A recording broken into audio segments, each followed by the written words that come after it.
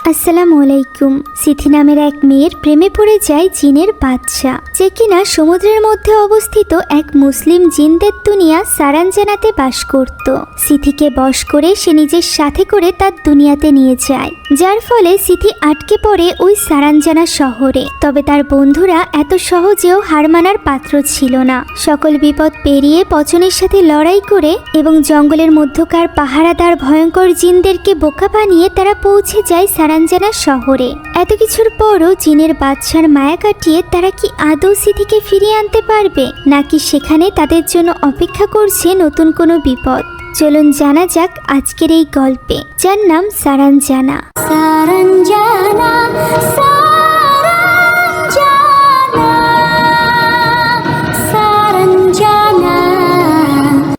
গল্পের শুরুতে আমরা একটা কনসার্টের দৃশ্য দেখতে পাই, যেখানে সিথি নামের একজন মেয়ে এবং তার বন্ধুরা খুব জমজমাটভাবে নাচ গান করছিল। সেখানে মানুষের ভিড় এবং হৈহুল্লোড় থেকে আমরা বুঝতে পারি যে সিথি তাদের মাঝে বেশ জনপ্রিয়। তবে এখানে এই ভিড়ের মাঝে সিথি অদ্ভুত লাল পোশাক পরা এক লোককে দেখতে পায়। তবে পর মুহূর্তেই সে ওই স্থানে কাউকেই দেখতে পায় না। এখন প্রোগ্রাম শেষ করে তারা 5 বন্ধু একসাথে হোটেলে ফিরছিল।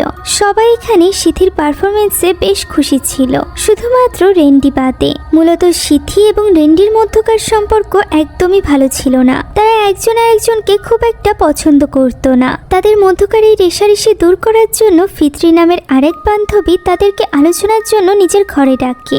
এখানেও রেন্ডি এবং সিথির মধ্যে তর্কাতর্কি শুরু হয়ে যায়। বিনা, ফিত্রি এবং ডিয়ন তাদেরকে বোঝানোর চেষ্টা করে, তবে এতে খুব একটা লাভ হয় না। তারা কনসার্টে যে গানগুলো গাইতো সেই গানের ধরন নিয়ে রেন্ডি এবং সিথির মধ্যে মতবিবাদ চলছিল। এরই মধ্যে সিথিকে কল করে তার মা, তাই তো সে রাগ দেখিয়ে সেখান থেকে উঠে চলে যায় তার মায়ের সাথে কথা বলতে। এখানে তাদের কথাবার্তার মাধ্যমে আমরা এটাও বুঝতে পারি যে সিথি এবং তার মায়ের সম্পর্কও ভালো ছিল না। সিথির মা দ্বিতীয় বিয়ে করেছিল এবং সিথিকে সে শুধুমাত্র নিজের প্রয়োজনে ব্যবহার করত। সে কোথায় আছে, কিভাবে আছে, সুস্থ আছে কিনা এই ব্যাপারে তার কোনো চিন্তাই ছিল না। প্রয়োজন ছিল শুধুমাত্র সিথির টাকার। আর এই ব্যাপারটা নিয়ে এবার সিথি রেগে যায় এবং তার মায়ের সাথে কড়া গলায় কথা বলে, যার ফলে তার মা রাগ করে ফোন কেটে দেয়। ফলে আমরা বুঝতে পারি সিথির জীবন খুব একটা ভালো ছিল না। এখন এই সব কিছু মনে করে মন খারাপ করে সিথি তার রুমের দিকে ফিরে যাচ্ছিল। এমন সময় সে সেখানে ওই কনসার্টের লোকটিকে দেখতে পায়, যে কিনা এবারও পিছন ফিরে দাঁড়িয়েছিল এবং সিথি তাকে ডাক দেওয়ার সাথে সাথেই সে সেখান থেকে চলে যায়। সিথি তার পিছু করে, তবে সে কাউকেই দেখতে পায় না। এখন এই সব কিছু নিয়ে সিথি এতটাই বেশি কষ্টে ছিল যে সে নিজের ঘরে গিয়ে অর্থাৎ শাওয়ার নিতে নিতে কাঁদতে আরম্ভ করে। এমন সময় দরজায় বারবার কেউ নক করছিল। সিথি গোসল সেরে এসে যখন দরজা খোলে তখন সে সেখানে কাউকেই দেখতে পায় না। আশেপাশে কাউকে না দেখে সে যখন আবারও চলে আসে, ঠিক তখনই দরজাটি বারবার কেউ যেন খোলার চেষ্টা করতে থাকে। সিথি গিয়ে দরজা খুলতেই সে আবারও ওই লোকটিকে দেখতে পায়, যে কিনা সেখান থেকে চলে যাচ্ছিল। তাই সিথি এবার তার পিছু করতে করতে নিচে নেমে আসে। নিচে এসে লোকটির কোনো খোঁজ না পেয়ে সে ওই হোটেল থেকেই বাইরে চলে যায়, যেখানে সে লোকটিকে সমুদ্রের তীরে গিয়ে দাঁড়িয়ে থাকতে দেখতে পায় এবং সমুদ্রের অপর পাশে দেখতে পায় এক অদ্ভুত শহর, যে শহরটি সমুদ্রের উপরই যেন ভেসেছিল। এখন এরপর লোকটি তার দিকে ঘুরে তাকাতেই সিথি সেখানেই অজ্ঞান হয়ে যায়। তার জ্ঞান ফিরে এলে সে নিজেকে হোটেল রুমে দেখতে পায়, যেখানে ফিত্রি কোরআন তেলাওয়াত করছিল। সিথির জ্ঞান ফিরতেই সে তার কাছে ছুটে যায় এবং তাকে গিয়ে জিজ্ঞাসা করে সে ঠিক আছে কিনা। ফিত্রি সিথিকে জানায় যে তাকে হোটেলের কর্মচারীরা উদ্ধার করে এখানে নিয়ে এসেছে। তখন সিথি জানায় সে একজন লোকের পিছু করছিল, যাকে দেখে তার মনে হচ্ছিল যেন লোকটি তাকে কোথাও একটা নিয়ে যেতে চাইছে।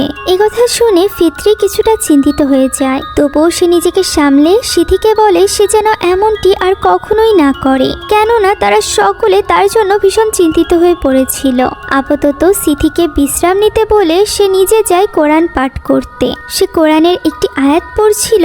এমন সময় ওই একই আয়াত না দেখে ঘুমের মাঝেই সিথি পড়তে থাকে, যে ব্যাপারটা ফিত্রির কাছে বেশ অবাক লাগে। তাই সে সিথির কাছে গিয়ে দেখতে পায় সিথি তো পুরোপুরিভাবে ঘুম। এবার সে ভয় পেয়ে যায় এবং বিনাকে ডাকতে তার রুমে চলে যায়। এমন সময় সিথি চোখ মেলে, যেখানে তার পুরো চোখই সাদা ছিল, যেন সে কারোর বশে চলে এসেছে। এদিকে ফিত্রি যখন বিনাকে সিথির ব্যাপারটা খুলে বলছিল, তখনই আমরা সিথিকে তাদের রুমের সামনে দিয়ে কোথাও একটা যেতে দেখতে পায়, যে ব্যাপারটা তারা দুজন লক্ষ্য করে না এবং চলে আসে সিথিকে দেখার জন্য তার ঘরে। তবে ততক্ষণে তো সিথি ঘর থেকে বেরিয়ে কোথাও একটা চলে যাচ্ছিল। আমরা দেখতে পাই সে হাঁটতে হাঁটতে ওই একই স্থানে চলে এসেছে যেখানে তাকে অজ্ঞান পাওয়া গিয়েছিল।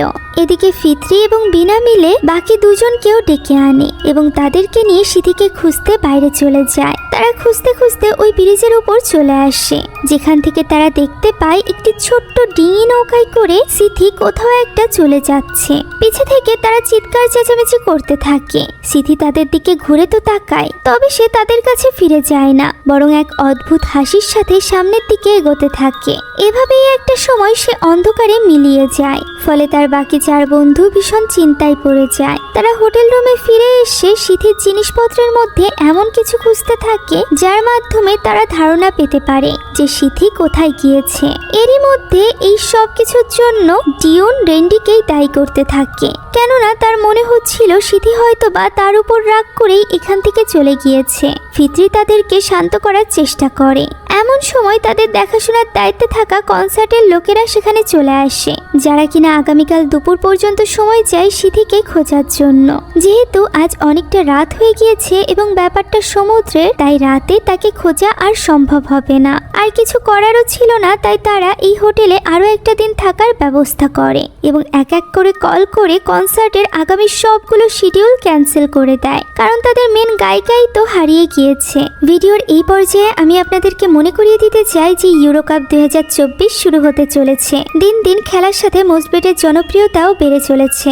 এই প্ল্যাটফর্মে আপনি বিভিন্ন ধরনের গেম খেলে খুব সহজেই টাকা উপার্জন করতে পারবেন। মূল বিষয় হচ্ছে মোস্টবেট একটি নিরাপদ এবং একটি আন্তর্জাতিক লাইসেন্স প্রাপ্ত ওয়েবসাইট। এখানে প্লিঙ্কো, অ্যাভিয়েটর, আন্দারবাহার, ক্রাশেক্স, জেডেক্স এবং আরো অনেক ধরনের গেম রয়েছে, যেখান থেকে আপনি আপনার পছন্দের গেম বেছে নিতে পারবেন। এছাড়া লটারিতে প্রতিটি টার্ন ওভারের জন্য 10 ইউরোতে একজন খেলোয়াড় একটি টিকিট পাবে। যত বেশি টিকিট, জয়ের সম্ভাবনা তত বেশি। প্রধান পুরস্কার মালদ্বীপে 2 দিনের জন্য একটি ট্রিপ এবং মোট পুরস্কার 10,000 ইউরো। মোস্টবেট আপনাকে 100% গ্যারান্টি দিচ্ছে যে আপনার প্রথম বাজিটি হবে একদমই ঝুঁকিপূর্ণ। আপনি যদি আপনার প্রথম বাজিতে হেরে যান, সাথে সাথে মোস্টবেট আপনার টাকা আপনাকে ফিরিয়ে দিবে। এই ইউরো কাপ চলাকালীন সময়ে এই সুযোগটি মিস করবেন না। বিকাশ, নগদ, রকেট এবং অন্যান্য সহজ পদ্ধতির মাধ্যমে আপনার জেতা টাকা উইথড্র করে নিতে পারবেন যে কোনো সময়। তাই আর দেরি না করে এখনই মোস্টবেটে রেজিস্ট্রেশন করুন। আর রেজিস্ট্রেশনের সময় আমার দেওয়া প্রোমো কোড বাংলা ব্যবহার করুন।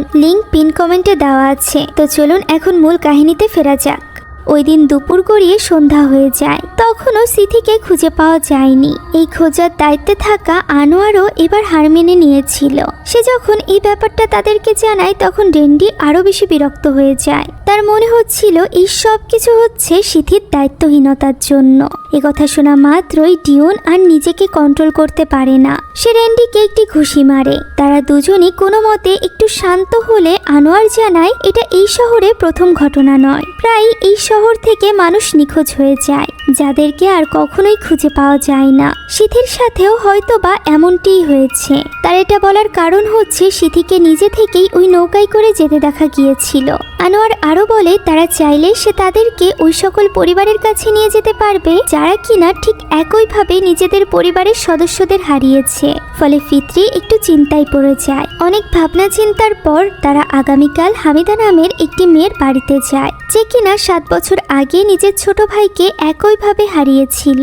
তার ছোট ভাইয়ের নাম ছিল হ্যান্ড্রা। ফিত্রি জিজ্ঞাসা করে সে হারিয়ে যাওয়ার পর হামিদা তাকে কেন খোঁজেনি। উত্তরে হামিদা জানায় কারণ সে জানতো যে হ্যান্ড্রা ওই বিশেষ মানুষদের মধ্যে একজন, যাকে বেছে নেওয়া হয়েছে সারানজানা শহরে যাওয়ার জন্য। এই কথা শুনে তারা অবাক হয়ে যায়। আনোয়ার এখানে তাদেরকে খুলে বলে যে সারানজানা এমন একটি শহর যেখানে মুসলিম জিনেরা বসবাস করে। এই শহরটি তাদের শহরের সাথেই আছে, তবে তা কেউ চাইলেই দেখতে পায় না অথবা সেখানে যেতে পারে না। ওই জিনেরা কিছু কিছু মানুষদেরকে বিশেষভাবে বেছে নেয় নিজেদের শহরে নিয়ে যাওয়ার জন্য। এই এলাকার মানুষরা বিশ্বাস করে যারা সারানজানা শহরে একবার যায় তারা সেখানে খুব সুখে শান্তিতে বসবাস করে। তারা আর সেখান থেকে ফিরে আসতে চায় না। রেন্ডি অর্থাৎ রেনের এইসব ব্যাপারে বিশ্বাস হচ্ছিল না। তবে ফিত্রি সিথিকে খোঁজার জন্য পুরো ঘটনার ব্যাপারে জানতে চাইছিল। হামিদা জানায় তার ভাই নিখোঁজ হওয়ার আগে অদ্ভুত পুরনো পোশাকধারী একজন লোককে দেখতে পেত, যা শুনে ফিত্রি অবাক হয়ে যায়। কেননা সিথিও তো তাকে এমন কিছুই বলেছিল। তাই সে এবার ঠিক করে যে সে তাকে যেভাবেই হোক না কেন খুঁজে বের করবে। তখন হামিদা তাকে হাদরান নামের একজন কবিরাজের ব্যাপারে জানায় যে কিনা তাদেরকে এই ব্যাপারে সাহায্য করতে পারবে। ফিতরির অনুরোধে হামিদা এবং আনোয়ার তাদেরকে হাদরানের বাড়িতে নিয়ে যায়। সেখানে যাওয়ার পর হাদরান তো তাদেরকে একেবারেই নিষেধ করে দেয় সারাঞ্জানা শহরে যাওয়ার জন্য, কেননা সেখানে একবার যে যায় সে আর কখনোই ফিরে আসে না। তবে হামিদা এবং আনোয়ার অনুরোধ করতে থাকে তাদেরকে সাহায্য করার জন্য, তা না হলে হামিদার পরিবারের মতো তারাও কষ্ট পাবে। তবুও হাদরান চিন্তা করছিল, কেননা জিনদের অনুমতি ছাড়া ওই শহরে কেউ প্রবেশ করলে তাদের বেঁচে থাকা খুবই মুশকিল। এর উপর আবার তারা যাকে আনতে চাইছে সে যদি ফিরতে না চায় তাহলে ব্যাপারটা আরো বিপদের হয়ে দাঁড়াবে। তবে ফিতরির দৃঢ় বিশ্বাস ছিল যে তার বান্ধবী সিথি সেখানে হয়তোবা ফেসে গিয়েছে, সে অবশ্যই তাদের সাথে ফিরে আসতে চাইবে। তাই হাদরান এখানে তাদেরকে একটা পথ দেখায় যার মাধ্যমে ফিতরিরা ওই শহরে প্রবেশ করতে পারবে। তারা যদি একটি তলোয়ার উদ্ধার করে আনতে পারে তাহলে ওই তলোয়ারের মাধ্যমে তারা সারাঞ্জানা শহরে প্রবেশ করতে পারবে। এই তলোয়ারের নাম ছিল মান্দাও। সে এখানে ওই মান্দাও এবং ওই মান্দাওয়ের মালিকের ছবি দেখায়। ফিতরি ফোন দিয়ে ওই ছবি দুটো তুলে নেয় যাতে করে সে সহজেই ওই লোকটিকে খুঁজে বের করতে পারে এবং তার কাছ থেকে মান্দাও চেয়ে নিতে পারে। হাদরান এখানে তাদেরকে একটা বিশেষ জঙ্গল এবং সেখানে থাকা একটা বিশেষ গাছের ব্যাপারেও জানায়, যেখানে মান্দাও হাতে একটি বিশেষ সময়ে উপস্থিত হতে পারলে একটা সুড়ঙ্গ পথ খুলবে যার মাধ্যমে সারাঞ্জানা শহরে প্রবেশ করা যাবে। তবে ওই জঙ্গলে রয়েছে পদে পদে মৃত্যুর ভয়, কেননা সেখানে রয়েছে হাজারো জিন যারা কিনা সারাঞ্জানা শহরের প্রবেশদ্বারের রক্ষা করে। তাদের মধ্য থেকে কিছু কিছু জিন তো মানুষদেরকে পেলে ছিঁড়ে খেয়ে ফেলে। এখন এই সব ব্যাপারে জানার পর তারা হাদরানের বাড়ি থেকে বেরিয়ে আসে। তারা বেশ চিন্তিত হয়ে পড়েছিল যে এত বড় ঝুঁকি নিয়ে তাদের ওই শহরে যাওয়া ঠিক হবে কিনা। তবে ফিতরি যেহেতু সিথিকে নিজের বোনের মতো মনে করত, তাই সে পুরোপুরিভাবে নিশ্চিত ছিল যে সে যে করেই হোক না কেন সে সিথিকে ওই শহর থেকে উদ্ধার করে আনবেই। তাই বাকিরাও সেখানে যেতে রাজি হয়ে যায়। এরই মধ্যে হামিদা এসে তাদেরকে অনুরোধ করতে থাকে যাতে করে তারা হামিদাকেও নিজেদের সাথে করে নিয়ে যায়। তারা এই কথায় রাজিও হয়ে যায়। ফলে এবার তারা সবাই মিলে রওনা দেয় ওই লোকটির বাড়ির উদ্দেশ্যে যার কাছে মান্দাও ছিল। অনেকটা পথ যাওয়ার পর তারা একটা বাজারের মতো স্থানে গিয়ে পৌঁছায়, যেখানকার লোকজনের সাথে কথা বলার পর তারা জানতে পারে এখানে নদীর উপর ভাসমান একটি গ্রাম রয়েছে। তারা যে লোকটির সাথে দেখা করতে চায় সে ওই গ্রামেরই বাসিন্দা। তাই তারা তাদের গাড়ি ওইখানেই রেখে একটি নৌকা নিয়ে রওনা দেয় ওই লোকটির বাড়ির উদ্দেশ্যে। যাওয়ার সময় তারা দেখতে পায় সত্যি এই পুরো গ্রামের সব কাজই এই পানির মধ্যেই হয়ে থাকে, এমনকি তারা পানিতে মৃত মানুষদেরকে দাফন করে। এই সব কিছু দেখে তারা বেশ অবাকই হয়। এভাবেই তারা পৌঁছে যায় ওই লোকটির বাড়িতে, যেখানে ওই লোকটির মেয়ে তাদেরকে ভেতরে নিয়ে যায়। ঘরের ভেতরে একটি মশারির মধ্যে ছিল ওই লোকটির স্ত্রী, যে কিনা তাদের এখানে আসার উদ্দেশ্য জানা মাত্রই তাদেরকে সাফ সাফ নিষেধ করে দেয় যেন তারা কোনোভাবেই সারাঞ্জানা শহরে যাওয়ার ব্যাপারে না ভাবে। এমনকি সে এখানে তাদেরকে মান্দায়ের ব্যাপারেও কোনো খোঁজ দিতে চায় না। লোকটির ব্যাপারে জানতে চাইলে সে জানায় তার স্বামী কয়েক মাস আগেই মারা গিয়েছে এবং সে মান্দায়ের ব্যাপারে কিছুই জানে না। এখানে কৌতূহলবশত রেন জিজ্ঞাসা করে যে এই মহিলাটি কেন সব সময় মশারির ভেতরেই থাকে। তখন ওই মহিলাটি জানায় তার স্বামীর কাজের জন্য তাদের অনেক শত্রু তৈরি হয়েছিল, যারা কেউই সাধারণ মানুষ নয় বরং জিন। আর এই কারণেই তার স্বামীর মৃত্যুর পর সে নিজেকে এইভাবে রক্ষা করে যাতে করে জিন জাতিরা তার কোনো ক্ষতি না করতে পারে। এখন তার কাছ থেকে হতাশ হয়ে তারা ফিরে যাচ্ছিল। এমন সময় লোকটির মেয়ে তাদের কাছে আসে এবং লুকিয়ে তাদেরকে জানায় যে তার বাবার কবরের সাথেই ওই মান্দাওকে দাফন করা হয়েছিল, যাতে করে কেউ কখনো সেটা খারাপ কাজের জন্য ব্যবহার করতে না পারে। ফলে তারা এবার জেনে যায় যে তাদেরকে কোথায় যেতে হবে, কেননা তাদের নৌকার মাঝি তো জানতো যে ওই লোকটিকে কোথায় দাফন করা হয়েছিল। তাই তারা সেই উদ্দেশ্যেই রওনা দেয়। এভাবেই চলতে চলতে রাত হয়ে যায়। হঠাৎই এক সময় এক স্থানে তারা এক মেয়ের কান্নার আওয়াজ শুনতে পায়, যা শুনে তারা বেশ ঘাবড়ে যায়। এরই মধ্যে আবার তাদের নৌকার ইঞ্জিনও বন্ধ হয়ে যায়, চারিপাশে খুঁজতে খুঁজতে তারা দেখতে পায় সেখানে এক মহিলার অর্ধেক শরীর হাওয়ায় ভাসছে এবং সেই এতক্ষণ যাবৎ কাঁদছে। সে এখানে তাদেরকে উদ্দেশ্য করে বলে যে তারা এই কবরস্থানে এসে ঠিক করেনি। এ কথা বলেই সে তাদের সামনে দিয়েই উড়ে যায়। ফলে নৌকায় থাকা প্রত্যেকে বেশ ভয় পেয়ে গিয়েছিল। এক মুহূর্তের জন্য তাদের মনে হচ্ছিল ওই লোকটির মেয়ে হয়তোবা তাদেরকে কোনো ফাঁদে ফেলেছে, তবে হামিদার এমনটি মনে হচ্ছিল না। এদিকে যেহেতু তাদের নৌকার ইঞ্জিনটিও বন্ধ হয়ে গিয়েছিল, তাই তারা সবাই মিলে কোনো মতে নৌকাটি বেয়ে ওই কবর পর্যন্ত পৌঁছায়। সেখানে পৌঁছানোর পর মাঝি ইঞ্জিন ঠিক করতে লেগে পড়ে। বাকি তিনজন ছেলে চলে যায় কবর খুঁড়তে। কবর খুঁড়তে খুঁড়তে তারা যখন কফিন পর্যন্ত পৌঁছায়, তখন কফিনটা খোলার জন্য একটি হাতিয়ার নিয়ে এগিয়ে যায় ফিত্রি, যেটা দিয়ে ডিওন কফিনের মুখ খোলে। খুলতেই তারা দেখতে পায় ওই লাশের উপর আছে একটা বড় সাপ। সাপটিকে দেখে তারা বেশ ভয় পেয়ে যায়। রেন কোনো মতে একটি বড় লাঠির সাহায্যে সাপটিকে তুলে ফেলে দেয়। এই সুযোগে ফিত্রি চলে যায় লাশের কাছ থেকে ওই মানদাওটি নেওয়ার জন্য। যা নেওয়ার সময় সে ওই কবরের মধ্য থেকে একটি কণ্ঠ শুনতে পায়, যে কিনা তাকে বারবার এটা নেওয়ার জন্য নিষেধ করছিল, কেননা এই জিনিসটা তাদের জন্য ধ্বংস ডেকে আনবে। তবে ফিত্রি কোনো কথাই শোনে না এবং ওই মানদাওটি নিয়ে তখনই সবার সাথে সেখান থেকে পালাতে আরম্ভ করে। এরই মধ্যে আমরা দেখতে পাই ওই লোকটির লাশ জেগে উঠেছে, সেই সাথে জেগে উঠেছে আশেপাশে থাকা সকল লাশ। এই বিপদের মুহূর্তে তাদের নৌকাটিও সামনের দিকে এগোচ্ছিল না, তাই তারা সবাই মিলে হাত দিয়ে চেষ্টা করছিল নৌকাটিকে সামনের দিকে এগোতে। ঠিক তখনই দেখা যায় নৌকা তো পানির মধ্যে থাকা ওই অসংখ্য কফিনে আটকে গিয়েছিল, কেননা লাশ সহ কফিনগুলো পানির উপরে ভেসে উঠেছিল এবং সেখান থেকেও লাশ বেরিয়ে আসছিল। সব লাশেরা তাদেরকে ঘিরে ধরে, এমনকি এক পর্যায়ে ওই লাশের টানে রেন পানিতে পড়ে যায়। বাকিরা কোনো মতে তাকে তুলে নিয়ে আসে।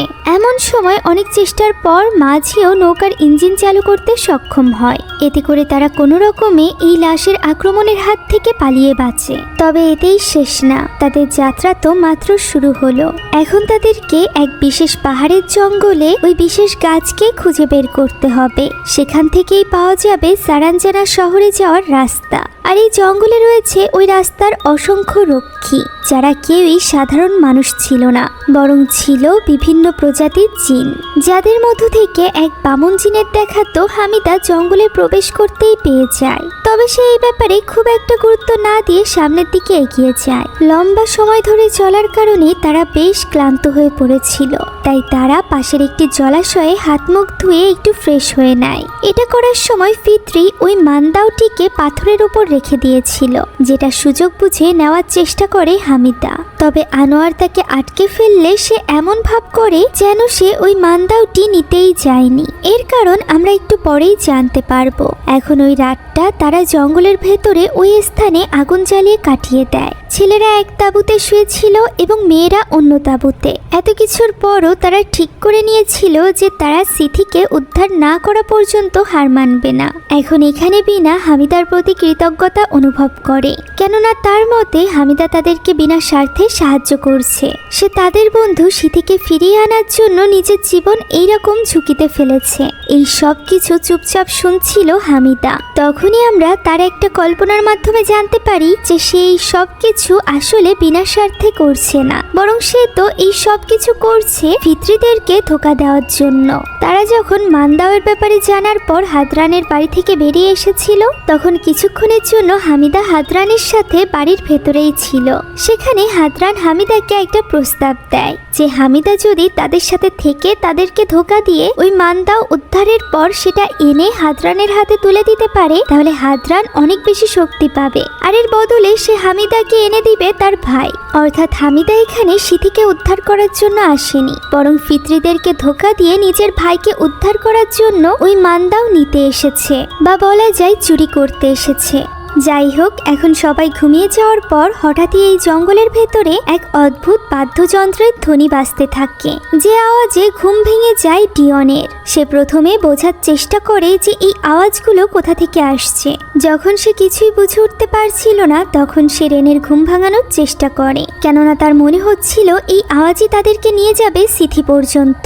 কিন্তু অনেক ডাকাডাকির পরও রেনের ঘুম ভাঙে না। তখন সে একাই এই আওয়াজের পিছু করতে আরম্ভ করে। তাকে এই এইভাবে জঙ্গলের দিকে এগিয়ে যেতে দেখে হামিদা, কেননা সেও তখন জেগেছিল ওই মান্দাওটি চুরি করার জন্য। তাই তো সে এখানে কোনো রকম শব্দ না করেই মান্দাওটিকে নিয়ে দ্রুত সেখান থেকে চলে যায়। অন্যদিকে টর্চ লাইট হাতে নিয়ে ডিওন পুরো জঙ্গলে ওই শব্দের উৎস খুঁজে বেড়াচ্ছিল। বেশ কিছু দূর এগোনোর পর সে এক স্থানে অদ্ভুত পোশাকধারী কিছু মানুষদেরকে নাচতে দেখতে পায়, যারা কিনা ওই বাজনার তালে তালে খুব অদ্ভুতভাবে নাচছিল।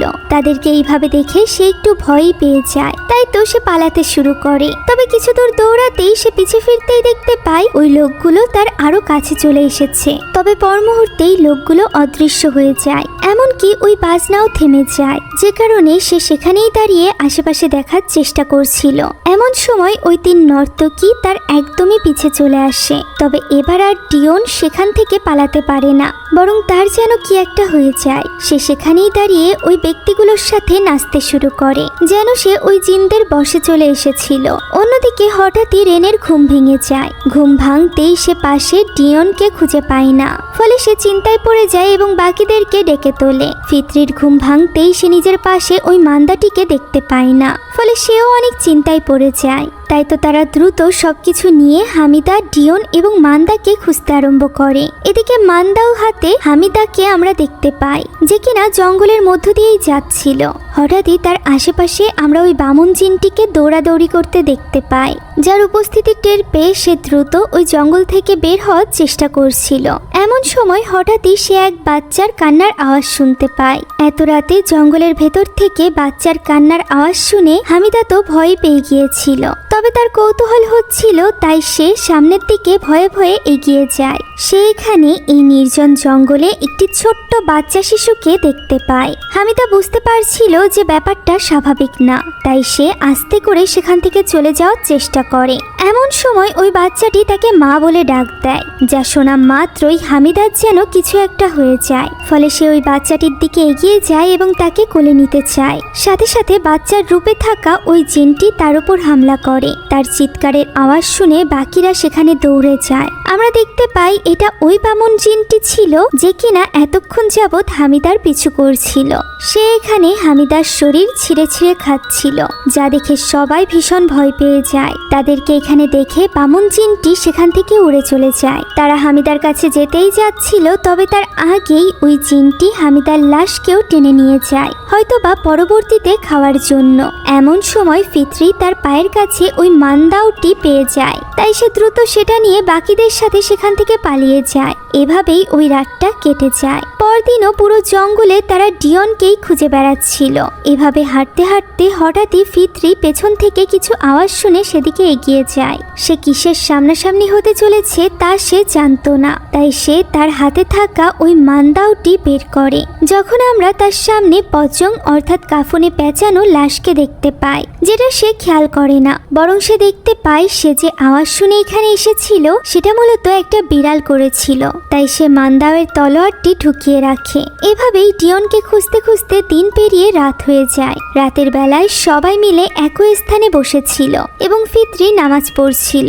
রেন এখানে খুবই তাচ্ছিল্যের সাথে বলতে থাকে যে এমন বাজে পরিস্থিতিতেও ফিত্রি নামাজ আদায় করছে। বিনা তখন তাকে কড়া গলায় বলে যে কোনো পরিস্থিতিতেই নামাজ আদায় করা উচিত। রেন এই ব্যাপারটাও খুব তাচ্ছিল্যের সাথে উড়িয়ে দেয়। এরই মধ্যে হঠাৎই সালাম ফিরাতেই ফিত্রির কিছু একটা হয়ে যায়। সে যেন অন্য কোনো জগতে চলে যায়, যেখানে তার আশেপাশে অসংখ্য লাশ ছিল, যারা তাকে বারবার সারানজানা শহরে যাওয়ার জন্য নিষেধ করছিল। তা না হলে সে মারা পড়বে। একথা শুনে ফিত্রি ঘাবড়ে যায় এবং সেখান থেকে পালাতে শুরু করে। আমরা দেখতে পাই ওই সময়ও তার হাতে মান্দাওটি ছিল। সে সেখানে থাকা লাশের ওই পানিতে পড়ে যায় এবং ডুবে যেতে শুরু করে। এক পর্যায়ে তার জ্ঞান ফিরে আসে এবং বাকিরা তাকে কোনো মতে সামলায়। এই রাতটাও এভাবেই কেটে যায়। পরদিন তারা আবারও ডিওনকে খুঁজতে বের হয়, তবে তাদের পথ যেন শেষই হচ্ছিল না। ডিওনকেও তারা খুঁজে পাচ্ছিল না।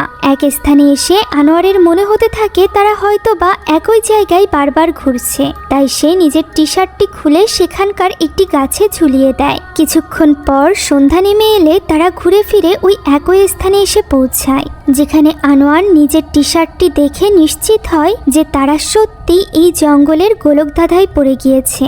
এমন সময় ফিত্রিও অসুস্থ হয়ে পড়ে, তাই তারা পাশেই বিশ্রাম নিতে শুরু করে। ওই রাতে আবারও ওই মিউজিকের আওয়াজ শোনা যায়, যা শুনতে পেয়ে তারা সকলে অবাক হয়ে যায় এবং ওই আওয়াজের পিছু করতে থাকে। আওয়াজের পিছু করতে করতে তারা এক স্থানে এসে পৌঁছায়, যেখানে কিছু লোকেরা ওই বাজনা বাজাচ্ছিল এবং মাঝে দাঁড়িয়ে ওই 3 ব্যক্তির সাথে নাচছিল ডিয়ন, যাকে দেখা মাত্রই বিনা আর নিজেকে কন্ট্রোল করতে পারে না। সে দৌড়ে চলে যায় তার কাছে, যার পিছু পিছু রেনও যায়। তবে তারা সেখানে যেতেই তাদেরও যেন কিছু একটা হয়ে যায়, তারাও ডিয়নের মতো করেই নাচতে আরম্ভ করে।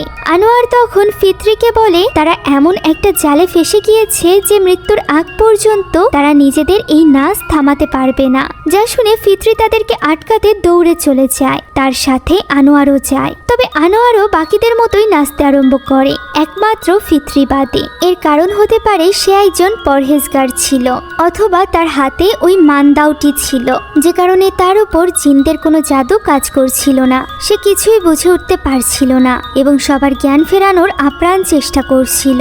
এভাবেই এক পর্যায়ে সে হার মেনে নেয় এবং মান্দায়ের ওই তলোয়ারটি বের করে, যেটা বের করতেই আশেপাশে থাকা সকলে অদৃশ্য হয়ে যায় এবং তার বন্ধুরা নাচ থামিয়ে সেখানেই পড়ে যায়। বাকিরা তো মাত্রই নাচতে আরম্ভ করেছিল, তাই তাদের কিছুই হয় না। তবে ডিয়ন যেহেতু 2 দিন ধরে অনবরত নাচছিল, তাই তার পুরো শরীর রক্তাক্ত ছিল এবং সে সেখানেই মারা যায়। এক বন্ধুকে বাঁচাতে এসে অন্য বন্ধুকে হারিয়ে তারা সকলেই ভীষণভাবে ভেঙে পড়ে। তারা সেখানে বসে হাউমাউ করে কাঁদছিল। এমন সময় আনোয়ার তাদের সামনে ওই বিশেষ গাছটিকে দেখতে পায়, যেখানকার সুড়ঙ্গের দরজা খুলে গিয়েছিল। তাই বন্ধুর মৃত্যুর শোক কাটিয়ে তারা ওই সুড়ঙ্গের দিকে এগোতে থাকে। তবে সুড়ঙ্গের মুখের কাছে আসতেই ফিতরি হোঁচট খেয়ে পড়ে যায় এবং তার হাত থেকে মানদাওটিও খুলে দূরে ছুটে গিয়ে পড়ে, যেটা তৎক্ষণাৎ হাতে তুলে নেয় আনোয়ার। এটা হাতে নিতেই তার পেছনে একটি পচংকে দেখা যায়, যে কিনা তাকে টেনে নিয়ে যাচ্ছিল। দেখতে দেখতে সেখানে অসংখ্য পচঙে ভরে যায়। আনোয়ার পালানোর চেষ্টা করতে থাকে, যেখানে তাকে চারিদিক থেকে পচঙে ঘেরাও করে ফেলেছিল।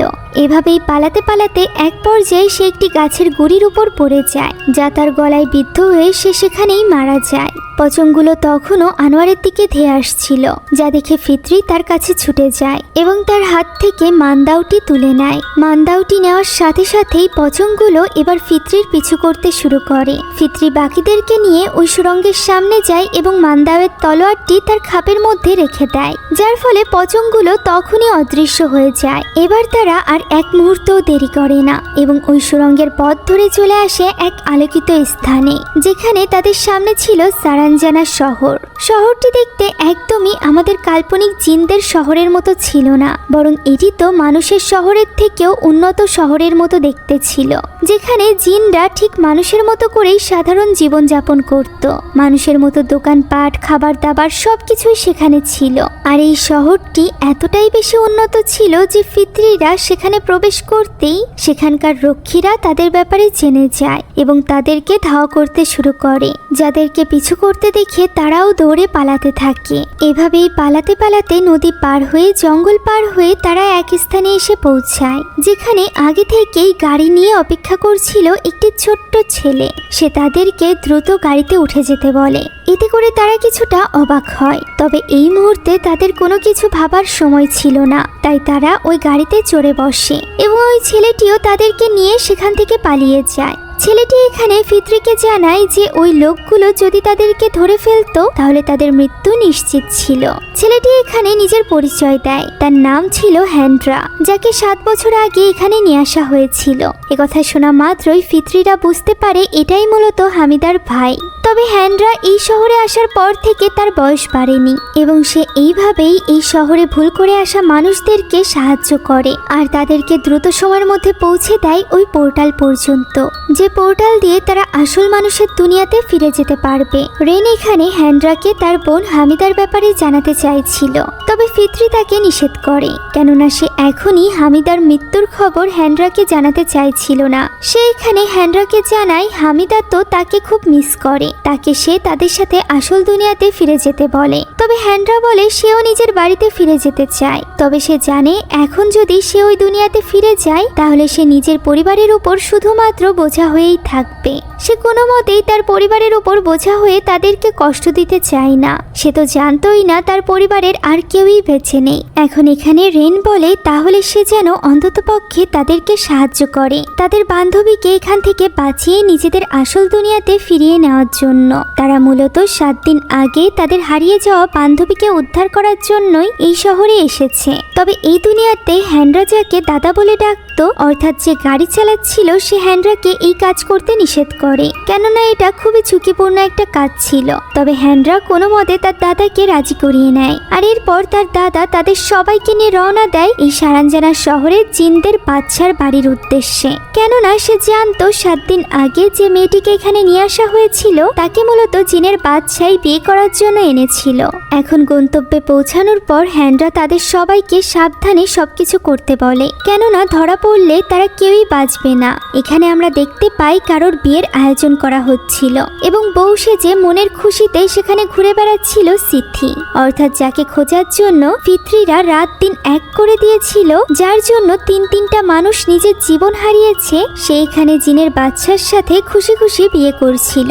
ফিত্রি এবং বিনা তাকে দেখে দৌড়ে গিয়ে জড়িয়ে ধরে। নিজের বন্ধুদেরকে এই দুনিয়াতে দেখে সিথি হতবাক হয়ে যায় এবং তাদেরকে জিজ্ঞাসা করতে থাকে যে তারা এখানে কেন এসেছে।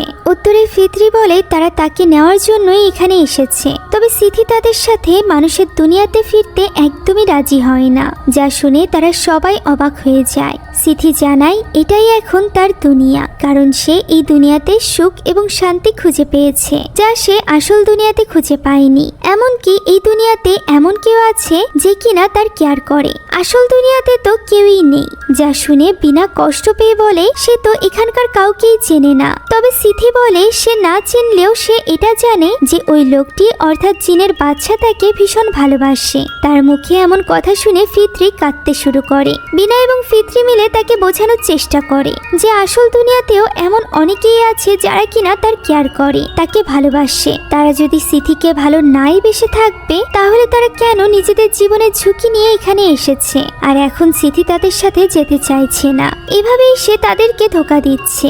যা শুনে সিথি বলে সে কখনোই তাদেরকে তাকে উদ্ধার করতে আসতে বলেনি। সে এখানে সুখে আছে, সে নতুন করে নিজের জীবন শুরু করেছে, তাই জীবনটাকে সে গুছিয়ে নিতে চায়। এ কারণেই তারা যেন তাকে আর বিরক্ত না করে। একথা বলে সে সেখান থেকে চলে যাচ্ছিল। এমন সময় রেন তাকে ডাক দেয় এবং তাকে স্বার্থপর নামে সম্বোধন করে বলে যে তার জন্য না হলেও অন্তত পক্ষে ফিত্রি এবং বিনার জন্য হলেও তাকে ফিরে যাওয়া উচিত নিজের জগতে। তারা তাকে ভীষণ ভালোবাসে। যা শুনে সিথি রেগে গিয়ে বলে তার কি নিজের ইচ্ছা মতো বাঁচার অধিকার নেই। একথা শুনে এবার আর রেনের ধৈর্য কুলায় না, তাই সে বলে বাঁচার অধিকার তো ডিওনেরও ছিল, যে কিনা সিথিকে উদ্ধার করতে গিয়ে নিজের জীবন দিয়েছে। একথা শুনে সিথি একেবারেই স্তব্ধ হয়ে যায়। রেন আরো বলে যে সে এতদিন পর্যন্ত সিথির সাথে তর্ক করত, এর কারণ এটা ছিল না যে সে সিথিকে ঘৃণা করে, বরং সে তো সিথিকে হিংসা করত, কারণ সে চাইলেও সিথির মতো গান লিখতে পারতো না। তবে এখন থেকে সে সিথিকে হিংসা নয় বরং ঘৃণা করবে। একথা বলে ফিত্রি এবং বিনাকে নিয়ে সে সেখান থেকে চলে যায়। ডিওনের মৃত্যুর কথা শুনে সিথিও এবার ভেঙে পড়েছিল। সে বুঝতে পেরেছিল তার বন্ধুরা তাকে কতটা ভালোবাসে, কতটা স্যাক্রিফাইস করেছে তাকে উদ্ধার করার জন্য, তাই সে সেখানেই দাঁড়িয়ে কাঁদতে থাকে। অন্যদিকে গাড়িতে ওঠার সময়ও বিনা আশা করছিল যে সিথি ফিরে আসবে, তবে রেন তাকে ডেকে দ্রুত গাড়িতে তোলে। হতাশার সাথে তারা সেখান থেকে চলেই যাচ্ছিল, এমন সময় সিথির ডাক শোনা যায়। সিথি সত্যি ফিরে এসেছিল এবং তাদের সাথে ফিরে যেতে চাইছিল আসল দুনিয়াতে। সে বলে তার বুঝতে সময় লেগেছে যে তার আসল সুখ তো তার বন্ধুদের সাথেই, এবং রেনকে সে উদ্দেশ্য করে বলে যে তাকে সারা জীবনই সিথিকে হিংসা করে যেতে হবে। ফলে সিথিকে এইভাবে ফিরে পেয়ে তারা সবাই খুশি হয়ে যায়। হ্যান্ড্রা তাদেরকে পৌঁছে দেয় ওই পোর্টালের কাছে, যেখান থেকে তারা আসল দুনিয়াতে ফিরে যেতে পারবে। তাদেরকে ধন্যবাদ জানিয়ে ফিত্রিরা সেখান থেকে চলে যাচ্ছিল। এমন সময় রেন ফিরে যায় হ্যান্ড্রার কাছে এবং তাকে কানে কানে জানায় যে তার বোন হামিদা আর বেঁচে নেই, অর্থাৎ হ্যান্ড্রার মানুষের দুনিয়াতে নিজের বলতে আর কেউই নেই। যা শুনে হ্যান্ড্রা তার দাদাকে জড়িয়ে ধরে কাঁদতে থাকে। আর এরপর তারা সবাই এক এক করে পোর্টালের মধ্যে ঢুকে যায়, যেখানে তারা সমুদ্রের মধ্য থেকে বেরিয়ে আসে। উপরে উঠে আসার সময় ফিত্রির কাছে থাকা ওই মান্দাউটি পানির ভেতরে তলিয়ে যায়, অর্থাৎ এটি এখন আর তাদের কাছে ছিল না। তাই তারা চাইলেও সারাঞ্জানা শহরে ফিরে যেতে পারতো না। যদিও এখন আর ফিরে যাওয়ার কোনো প্রয়োজনই ছিল না, কেননা তারা তাদের বন্ধুকেও উদ্ধার করে নিয়ে এসেছিল এবং একত্রে তারা অনেক সুখে ছিল। এখন এই ঘটনার বেশ কিছুদিন পরের দৃশ্য আমরা দেখতে পাই, যেখানে সমুদ্রে মাছ ধরার সময় এক জেলে পানির ভেতর থেকে তুলে নিয়ে আসে ওই মান্দাউটি, যেটা খুলতেই তার সামনে চলে আসে একটি পচং। আর এরই সাথে দৃশ্য পরিবর্তিত হয়, আমরা সারাঞ্জানা শহরের দৃশ্য দেখতে পাই, যেখানে জিনের বাদশা সিথির চলে যাওয়ার ব্যাপারে জেনে গিয়েছিল এবং বেরিয়ে পড়েছিল তার হবু স্ত্রীকে আবারও ফিরিয়ে আনার জন্য। এই টুইস্টের মধ্য দিয়ে আজকের এই গল্পটি এখানেই শেষ হয়ে যায়। হতে পারে এবার ফিত্রিদের মুখোমুখি হতে হবে সরাসরি জিনের বাদশার সাথে, যে লড়াই এতটাও সহজ হবে না। তাই আমি তো অধীর আগ্রহে এই মুভির দ্বিতীয় পর্বের জন্য অপেক্ষা করব। দ্বিতীয় পার্ট মুক্তি পেলে আপনারাও কি এর এক্সপ্লেনেশন চান, কমেন্টে অবশ্যই জানাবেন। আজকের ভিডিওটা এই পর্যন্তই। আশা করছি আপনাদের কাছে এই গল্প ভালো লেগেছে। যদি ভালো লেগে থাকে তাহলে একটি লাইক এবং একটি কমেন্ট করতে ভুলবেন না। আমাদের চ্যানেলে যদি আপনি নতুন হয়ে থাকেন তাহলে please subscribe to our channel. Thank you so much for watching this video. আল্লাহ হাফেজ।